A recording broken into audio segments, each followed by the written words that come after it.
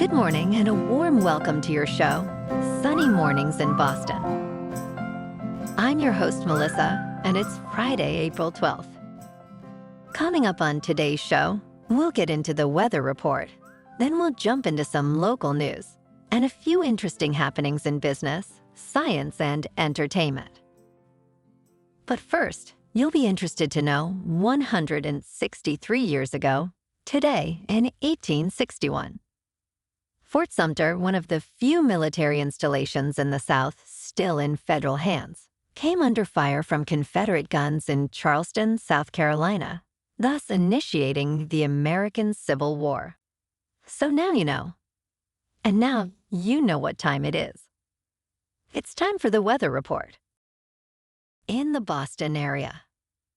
This morning it's rainy and windy and feels like 53 degrees. With 21 mile-per-hour wind. The sunset will take place at 7:23, and it will rise again tomorrow at 6:05. It looks like we're in for some showers and possibly a thunderstorm before noon. Some of the storms could produce heavy rainfall. We'll have a high near 62, with breezy south wind of 20 to 25 mile per hour and gusts as high as 40.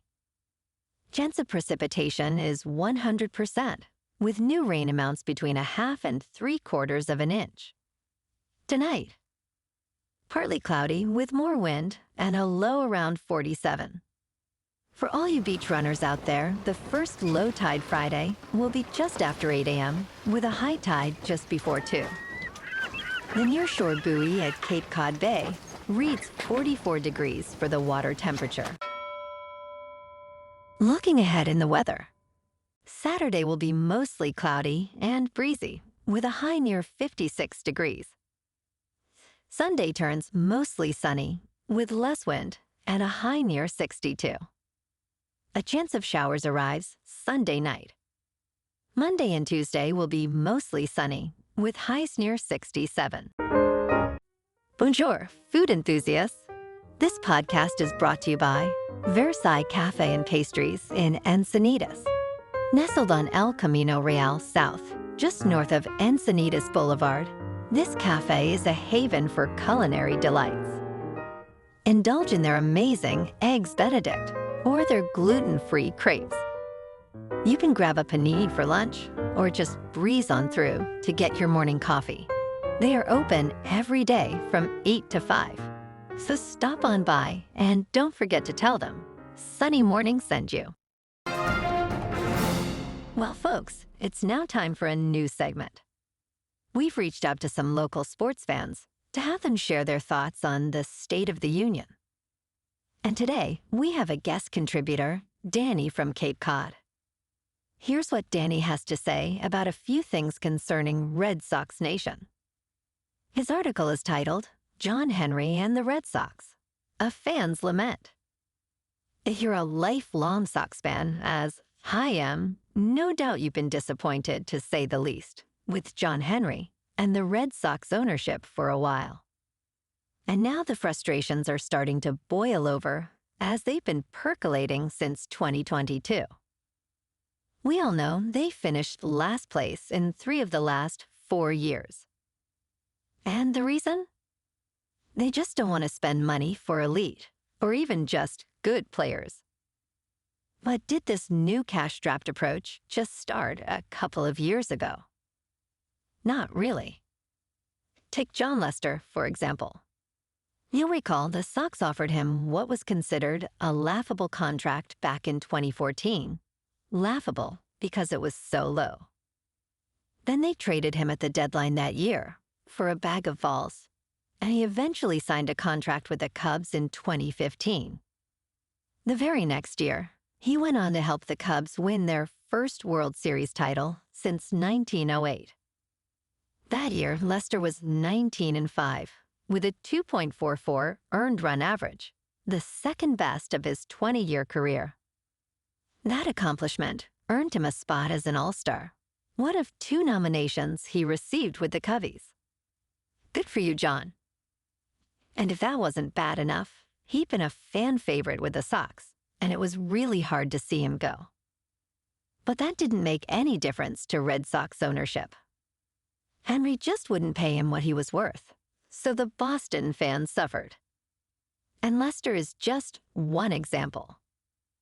There's the Mookie Betts blunder and the Xander Bogaerts botched negotiations to add in the mix. I still can't believe we lost those all-stars as well. So maybe Henry just can't afford to pay these guys. I don't think so. Henry and his group paid $380 million for the Red Sox back in 2002. And today, the Sox are worth an estimated $4.5 billion. And John Henry's personal net worth? Over $5 billion. Whether the Sox win or lose this year, John Henry and the Fenway Sports Group just gotta go. To end on a positive note, it's been rumored that Theo Epstein is back in town to help broker a sale of the Sox. Fingers crossed. Danny loves the idea of a sale.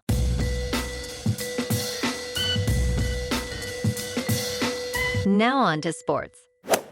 On the first day of the 88th Masters, despite a rain delay, Bryson DeChambeau and Scottie Scheffler stole the show.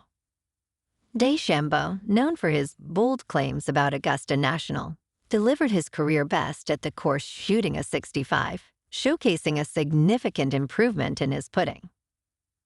Scottie Scheffler, just one stroke behind, played a bogey-free round, exemplifying his mastery with a particularly strong performance in approach shots and short game. The day highlighted not just individuals, but also hinted at emerging storylines, such as Danny Willett's unexpected comeback and Max Homa's strong start, setting the stage for a compelling tournament. In local sports, the Red Sox are on a bit of a streak, a losing streak that is, as they lost another one at home against the Orioles, 9-4. Not helping themselves out, the Celtics at home lost to the Knicks, 118-109. Tonight, the Sox are at home again to take on the Angels. And the Celtics are at home again to play the Hornets. In top news, in the high-stakes world of professional golf, a pivotal lawsuit marked a turning point in the PGA Tour and LIV Golf rivalry. Initially, LIV Golf launched an antitrust lawsuit against the PGA Tour, challenging exclusivity practices that restricted players' participation in other events. However, in a stunning development, LIV Golf agreed to drop this lawsuit as part of a framework agreement, where the Saudi Public Investment Fund would become a minority investor in a new venture, PGA Tour Enterprises. This agreement suggested a potential bribe.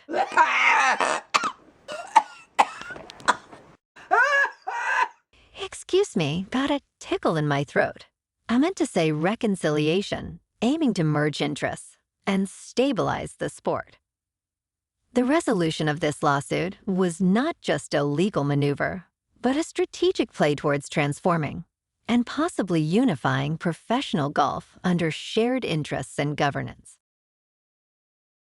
In business news, Meta and Google are advancing into AI technology by announcing their own in-house AI chips, challenging NVIDIA's dominance in the AI hardware market.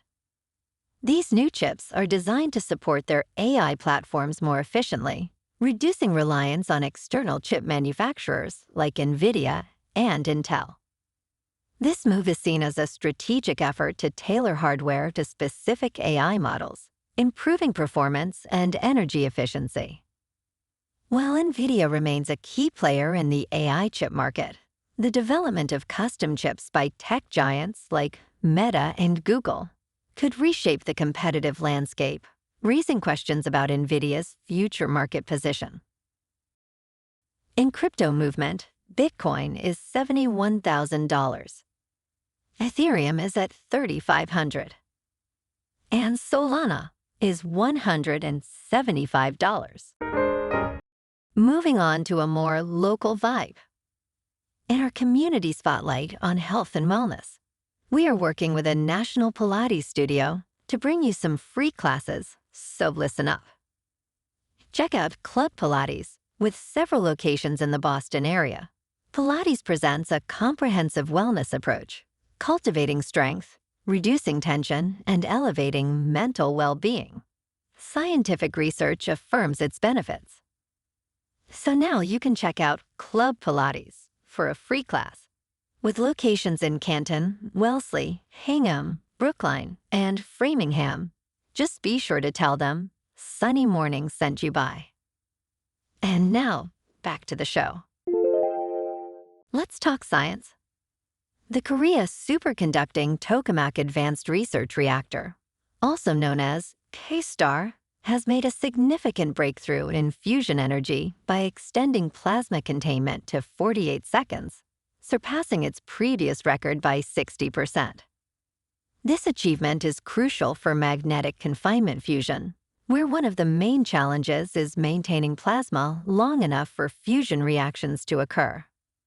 The improvement was made possible by using advanced materials, such as a new tungsten diverter, and optimization models to manage plasma instabilities.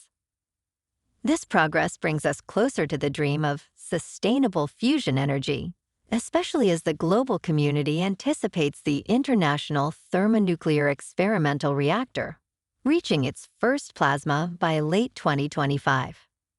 To put it simply, it's a star, or sun in a bottle, and has the potential to surpass our nuclear energy generation significantly.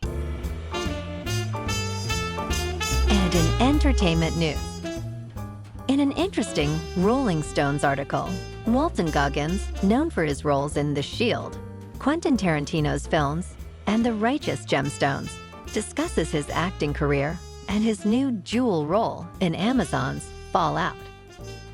Goggins reflects on being typecast early on and the evolution of his career, including the significant impact of The Shield. He shares insights into his process of finding humanity in his characters, his introverted nature despite his rascally on-screen persona, and the challenges of transitioning after a major role ends. Goggins also touches on his experience playing Baby Billy in The Righteous Gemstones and the possibility of reprising his role as Boyd Crowder in future Justified projects. Personally, my favorite character is Boyd Crowder. That guy just had a special way with words. Well, alrighty, folks. It's time for the quote of the day. And today, our quote comes from a man who was pivotal in commanding key victories during the American Civil War as a lieutenant general.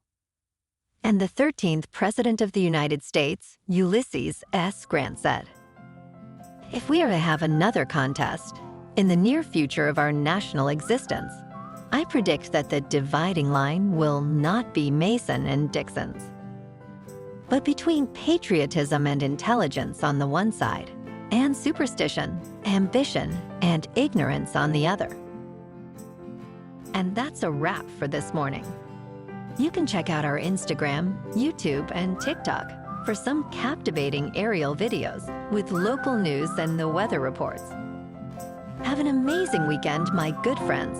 We'll see you Monday with another episode of Sunny Mornings in Boston.